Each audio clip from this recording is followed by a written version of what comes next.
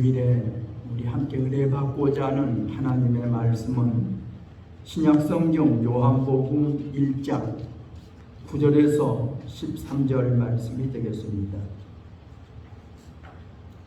참빛 곧 세상에 와서 각 사람에게 비추는 빛이 있었나니 그가 세상에 계셨으며 세상은 그로 말미암아 지은 바 되었으되 세상이 그를 알지 못하였고 자기 땅에 오매 자기 백성이 영접하지 아니하였으나 영접하는 자 곧 그 이름을 믿는 자들에게는 하나님의 자녀가 되는 권세를 주셨으니 이는 혈통으로나 육정으로나 사람의 뜻으로 나지 아니하고 오직 하나님께로부터 난 자들이니라. 아멘. 오늘 주일 아침에는 봉독에 올린 말씀을 중심으로 하나님의 자녀가 될 권세라는 이런 제목으로 말씀을 통해서 함께 은혜를 받고자 합니다. 우리가 이 세상에 태어나 이 세상에서 받을 수 있는 가장 큰 축복이 무엇일까? 그 축복이 바로 오늘 본문에 나타난 대로 예수 믿어서 하나님의 자녀가 되는 권세를 획득하는 것. 아마 이것이 이 세상에 태어나서 내가 이 세상에서 가장 큰 축복 중에 하나가 예수 믿는 복이다, 이렇게 말씀드릴 수가 있을 것입니다. 우리가 가장 쉽게 한번 예를 들어보면 북한, 자유가 없는 북한과 남한이 다른 게 뭡니까? 여러 가지가 있죠. 북한 땅에서 우리나라 땅을 바라보면 우리나라 땅은, 남한은 빛이 밝아요. 어둠이 없고 빛이 밝아요. 한마디로 그 땅에서 바라보니까 얼마나 밝은지 몰라요. 또 북한에서 우리 대한민국은 잘 모르지만 그곳은 자유가 없고 대한민국은 자유가 있어요. 북한은 불행한데 우리 대한민국은 행복해요. 막 여러 가지 그 예도 많이 있겠죠. 그러나 북한에서 살고 있는 많은 대부분의 사람들이 그것을 몰라요. 그동안 공산치하, 김일성 독재체제에서, 김정일 독재체제에서, 김정은 독재체제에서 늘 배운 것이 바로 뭡니까? 거짓을 배웠기에, 속고 또 속아왔기에 그들은 대한민국이 자유롭다, 행복하다 하는 것을 몰라요. 그들은 북한 땅이 자유로운 줄 알고 그들이 행복한 줄 알아요. 그러다가 어쩌다가 저들이 눈이 떠지면 자유를 그리워서, 행복이 그리워서 대한민국으로 그들이 탈북하게 되는 거죠. 탈북한 저들은 우리가 지금까지 속아 살았다, 이게 바로 자유구나, 이게 바로 행복이구나. 그들은 대한민국에 정착해 살면서 대한민국에 와서야 비로소 자유가 무엇이고 행복이 무엇인 줄 그들이 깨닫게 되는 거죠. 이와 같이 이 세상에 많은 사람들은 이 세상 신이 저들을 속이고 있습니다. 이 세상 신이 예수님을 믿지 않는 자들의 마음을 혼미케 하여 영광스러운 복음의 광채가 비치지 못하도록 방해를 하기 때문에 이 세상 신에게 붙잡혀 이 세상 신에게 속하여 저들은 이 세상이 가장 좋은 줄로 압니다. 이 세상에 참된 자유가 있는 줄 압니다. 이 세상에 참된 행복이 있는 줄 압니다. 그들은 자유가 없는데도 그들은 불행하면서도 불행을 불행으로 몰라요. 그들이 누리는 자유가 참된 자유인 줄 몰라요. 그러나 성경은 말합니다. 진리를 알지니 진리가 너희를 자유케 하리라. 이 세상은 불행한 세상이지요. 이 세상에서는 행복을 찾을 수가 없어요. 이 세상은 불행합니다. 이 세상은 자유가 없습니다.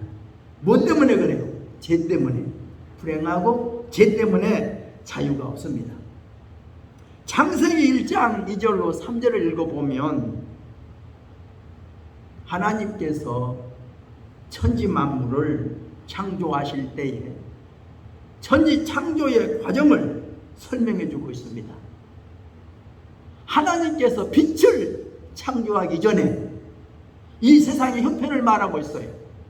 땅이 혼돈하고 공허하며 흑암이 깊음 위에 있고 하나님의 영은 수면 위에 운행하시니라. 하나님이 이르시되 빛이 있으라 하시니 빛이 있었고 빛이 하나님이 보시기에 좋았더라. 하나님이 천지를 창조하실 때에 빛을 창조하기 전에는 세 가지 형태를 가지고 있었습니다.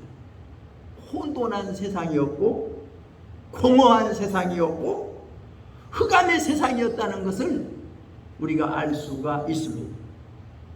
그러나 빛이 비춰지니까 빛을 통하여서 혼돈하고 공허하고 흑암이라고 하는 형태를 알게 된 겁니다.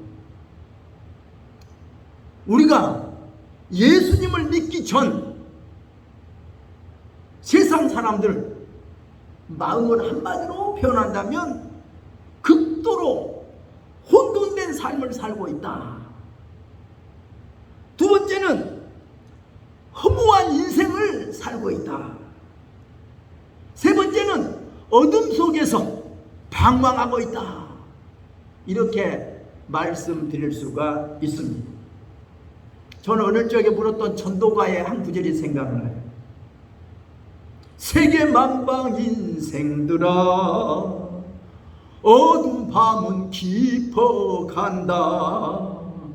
길을 잃고 방황하는 그대 신세 가련구나.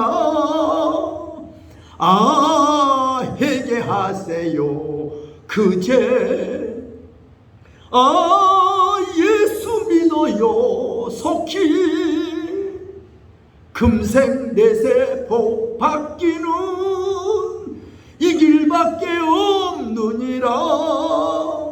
사랑하는데 동포요 하나님께 돌아오라. 자비하신 아버지는 문에 서서 기다린다.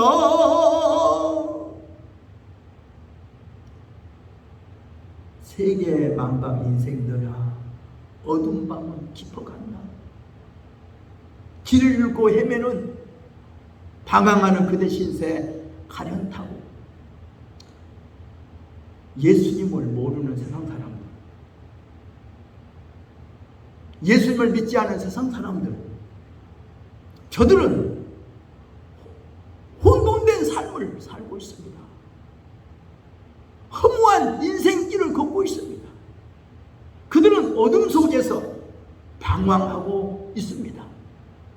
이것이 예수 믿지 않는 사람들의 삶의 형태라는 것을 창세기 1장에서 이 세상을 창조할 때 빛을 창조하기 전의 모습이라고 오늘 성경에서 우리에게 알려주고 있습니다.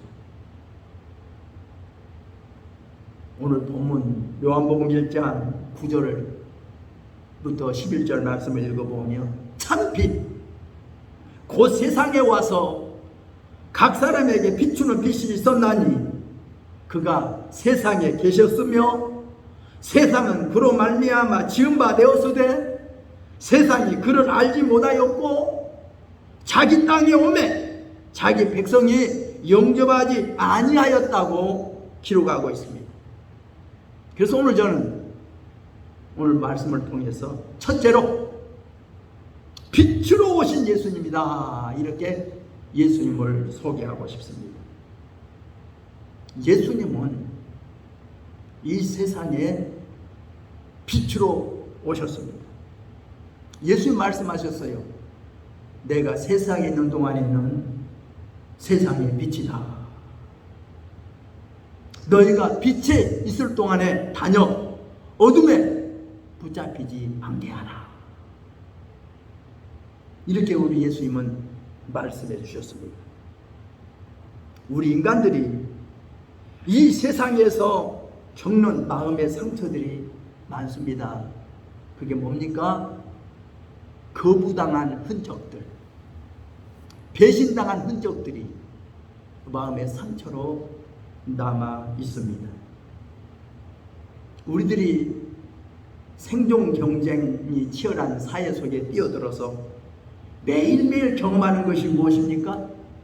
거절과 배신입니다. 가정과 학교, 직장과 사회에서 많은 사람들로부터 거절당하고 배신당하고 마음의 상처를 안고 있는 것이 우리 마음의 형태가 아닌지 한번 생각해 봐야 합니다. 이것이 마음의 상처가 되고 열등감으로 자리잡아 우울증을 만들고 결국은 자살을 불러오기도 합니다. 그러나 우리 예수님은 이런 인간들을 죄악에서 어둠 속에서 구원해 주시려고 빛으로 이 세상에 오셨다는 것을 우리는 알 수 있습니다. 이 세상 사람들로부터, 우리는 친구들로부터, 직장으로부터, 사회로부터 거절도 당하고 배신도 당할 수 있지만, 그러나 죄악에 빠져 고통당하는 인생을 구원하려고 오신 우리 예수님은 한 사람도 거절하지 않습니다. 한 사람도 배신하지 않고 저들을 다 영접해 준다는 사실을 우리는 깨달아야 되겠습니다. 어둠에 사로잡혀 사는 사람들은 저들이 무엇입니까? 빛을 싫어합니다. 왜 그래요? 자신의 어두운 부분들이 드러날까봐 빛으로 오기를 싫어한다고 성경을 말씀하고 있습니다. 어둠 속에 살고 있는 사람들 전체가 뭡니까? 빛을 싫어해요. 예, 숨고 싶어. 어둠 속에서 살고 싶어. 빛이 비치는 낮에는 살기 싫어. 뭔가 숨어 살고 싶어. 숨기고 살고 싶어. 이것이 세상 사람들이 사는 모습입니다. 그러나 빛이 비춰지는 것은 뭡니까? 숨어 있지 말고 나와라. 내가 다 안다. 숨지 말아라. 숨지 말고 나오라. 자수해라. 그래야 광명 찾는다. 이렇게 빛으로 나오라고 이렇게 요구하고 있다는 것을 우리가 알 수가 있습니다. 우리가 어떤 사람이 신입사원으로 직장에 들어가면 기존의 사원들이 결사적으로 그 사람을 반대하고 괴롭히려고 합니다. 만약 저들이 참되게 살았으면 그렇지 않는데 자기들이 그동안 업무에 태만하고 돈을 횡령하고 자신을 속이면서 살아왔는데 자기들의 모습들이 탄로날까봐 정직한 사원이 들어오면 그 사람을 배척합니다. 자기들과 함께 어울리지 않으니까 적당히 거짓말도 하고 적당히 횡령도 하면서 같이 좀 어울려주면 좋겠는데 정직하게 사니까 근무에 태만하지 않고 열심히 일하려고 하니까 그 사람이 싫어요. 미워서 어떻든 저 사람을 사퇴하도록 종용하고 기필고 그 사람을 어떻게 사퇴시키려고 하는 것을 우리가 보게 됩니다. 이것이 세상이죠. 세상 사람들은 빛을 싫어해요. 자신의 참된 모습이 드러나기를 싫어해요. 요즘 저는 그 금쪽이라고 하는 프로를 가끔 보면서 야, 요즘 정말 사회가 안 보이는 여러 문제들이 많구나. 부부간의 문제, 자녀간의 문제, 자신간의 문제, 그 어려운 문제가 너무나 많아. 그런 문제를 하나하나 끄집어내면서 그 문제 해결책을 제시한 것을 보면서 야, 우리 복음이, 우리 그리스도가, 우리가 바로 해야 할 일인데 저게, 이것을 보게 됩니다. 세상 사람들이 많이 그래요. 지금 어둠 속에서 방황하고 있습니다. 뭔가 숨기고 살고 있습니다. 자유를 몰라요. 불행 속에서 살고 있습니다. 그러나 오늘 본문은 말씀합니다. 참빛이 있었다는 겁니다. 참빛 대신 예수님이 이 세상에 와서 모든 사람을 비추고 있었다, 이렇게 말씀하고 있습니다. 빛의 속성은 어둠을 몰아내는 특성이 있습니다. 우리가 예수님은 빛이라는 겁니다. 각 사람을 비추고 있었다 하는 겁니다. 예수님의 빛을 거부할 사람은 아무도 없어요. 아무리 거부해도 그 예수님의 빛은 비춰지고 있어요. 우리가 일반적으로 말할 때 빛을 우리는 태양이라고 생각합니다. 태양은 뭔가 물체가 가려지면 안 비쳐요. 지구와 태양 사이에서 우리는 밤이 되기도 하고 낮이 되기도 하고 여름이 되기도 하고 가을이 되기도 하고 봄이 되기도 하고 겨울이 되기도 해요. 예, 물체에 의해서. 그러나 예수님은 빛 그 자체이십니다. 예수님이 비치는 그 빛은 그 누구도 빛 앞에 자기를 숨길 수가 없어요. 자기의 마음이 다 드러나요. 자기의 생각도 다 드러나요. 자기의 행동도 다 드러나요.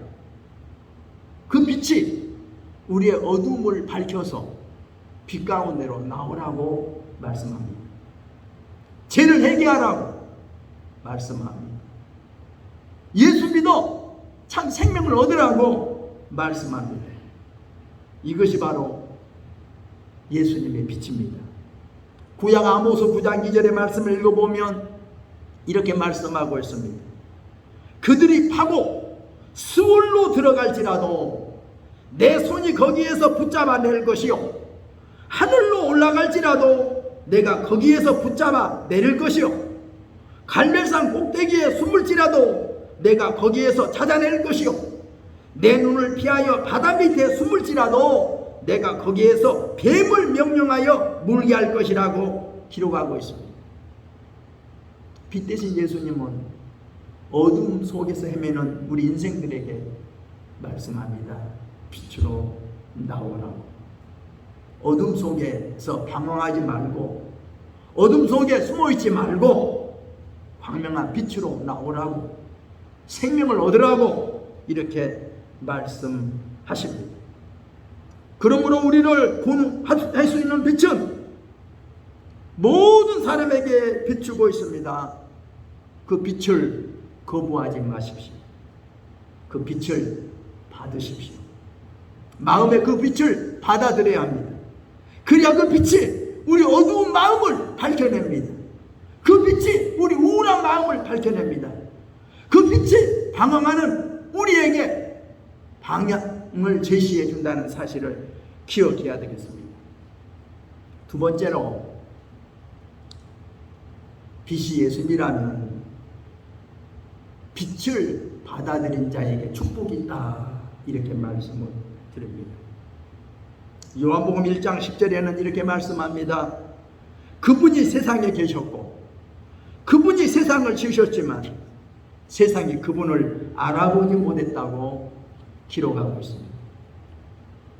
이사야 선지자는 이사야 1장 2절로 3절에 이렇게 기록합니다.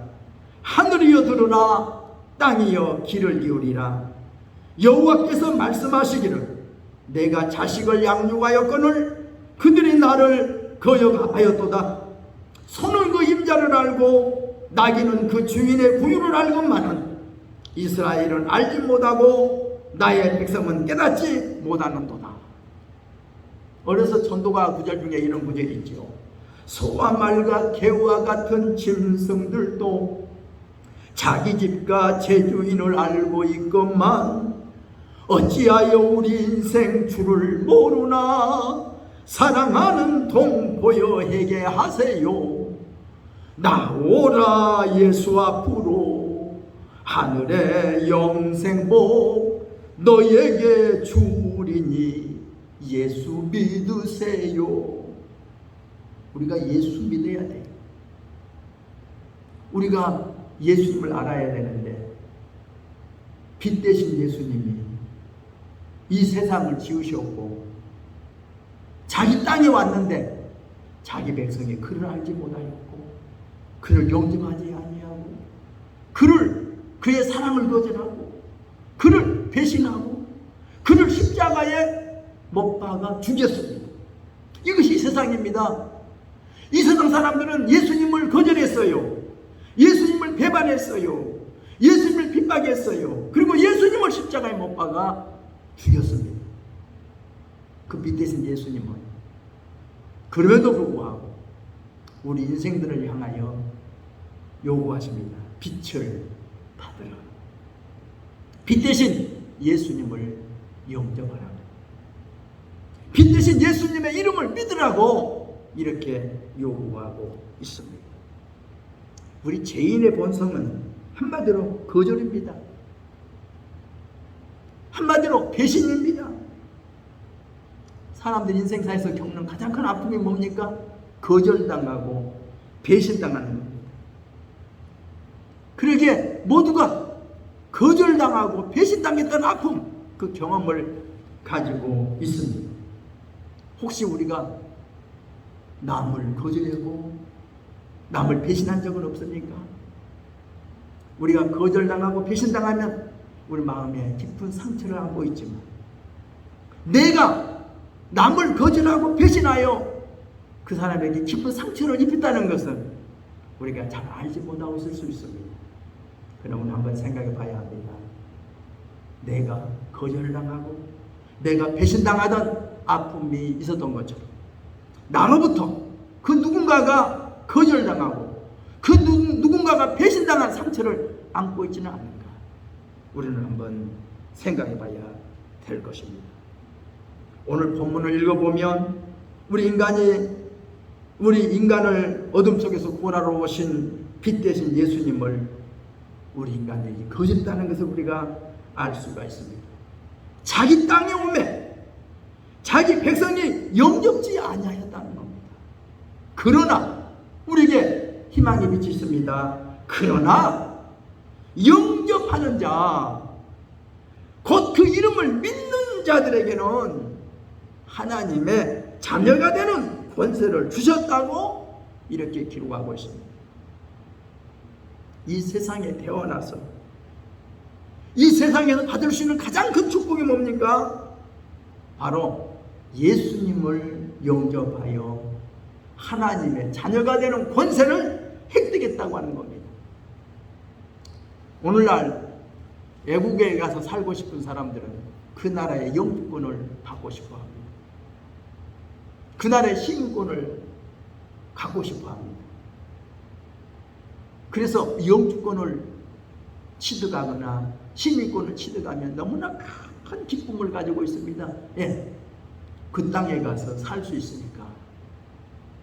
그런데 우리는 그보다 더 큰 축복이 있어요. 예수님을 영접하고 예수님을 믿는 자들에게는 하나님의 자녀가 되는 권세를 주었다는 겁니다. 하늘나라에 가서 영원토록 살 수 있는 자격을 획득했다는 겁니다. 하나님의 자녀라는 거죠. 하나님의 자녀로서 하나님의 상속을 받을 수 있다고 하는 것을 성경 우리에게 약속해 주고 있습니다. 북한 탈주민들이 우리 남한으로 들어오면 저들은 소속이 달라져요. 저들은 대한민국 국민이 되는 거예요. 그들은 대한민국에서 마음껏 자유를 누리면서 문화도 누리면서 그들은 행복한 삶을 살 수 있는 자격이 주어지는 거죠. 북한 땅에 살 때는 그렇지 못했는데 대한민국으로 넘어왔더니 그렇단 말이죠. 대한민국의 국적을 얻고 보니 그랬다는 거죠. 우리 예수 믿는 사람도 마찬가지입니다. 이 세상에 살 때는 마귀의 종이었어요. 우리는 죄로부터 자유롭지 못했어요. 우리는 불행한 사람이었어요. 그러나 예수님을 영접했더니, 예수님의 이름을 믿었더니 하나님의 자녀가 되는 권세를 획득했다고 성경은 우리에게 이렇게 알려주고 있습니다. 성경은 분명히 밝힙니다. 빛으로 오신 예수님을 영접하고 그 이름을 믿는 자들에게 하나님의 자녀가 되는 권세를 주셨다. 그런데 이것은 인간으로 볼 때는 왜 그게 가능할까? 근데 성경은 가능하다고 말합니다. 이것을 13절에 밝히고 있죠. 이것은 육정으로나 혈통으로 사람의 뜻으로 되는 것이 아니라 오직 하나님의 뜻으로 되었다고 이렇게 밝히고 있습니다. 하나님의 자녀가 되는 권세, 아무나 되는 게 아닙니다. 하나님이 요구하시는 대로, 하나님이 손 내미는 대로 붙잡기만 하면 됩니다. 예수님을 영접하라는 겁니다. 예수님의 이름을 믿으라는 겁니다. 그러면 하나님의 자녀가 되는 권세를 준다는 겁니다. 북한에서 대한민국으로 그리고 오고 싶어도 저들 모두에게 그냥 대한민국의 국적을 주지는 않습니다. 저들을 여러 경로를 통해서 조사해보니까 저들이 정말로 대한민국이 좋아서 왔다. 정말 대한민국의 자유를 그리워서 왔다. 정말 대한민국의 행복을 찾아왔다. 북한 정복이 싫어서 왔다.